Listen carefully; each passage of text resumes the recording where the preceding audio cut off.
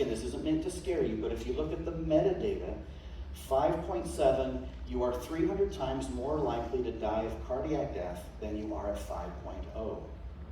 That's just in a retrospective way, looking back on all the all-cause mortality data.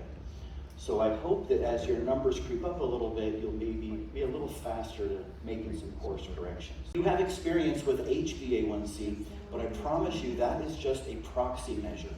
What that means is we know how to test it in the blood, but we can't find glycation effectively in the brain or in the kidney or anywhere else.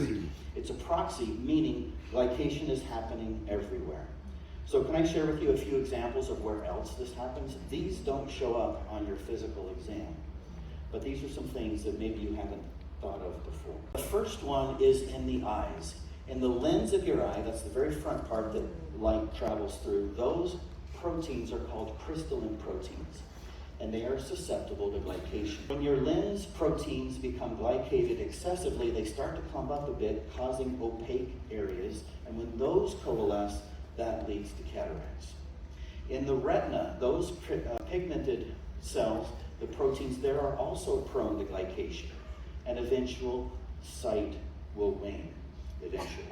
Blindness long-term is the culprit here. One of the more common types of proteins in your body is collagen. Collagen is found in almost every part of the body.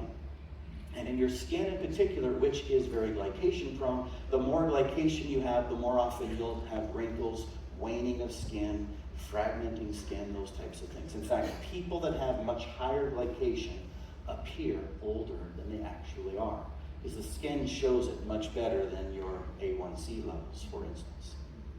Same is true in bones. The same cartilage, or rather collagen in bones, becomes stiff and brittle when they're glycated. Bone on bone arthritis is the end goal.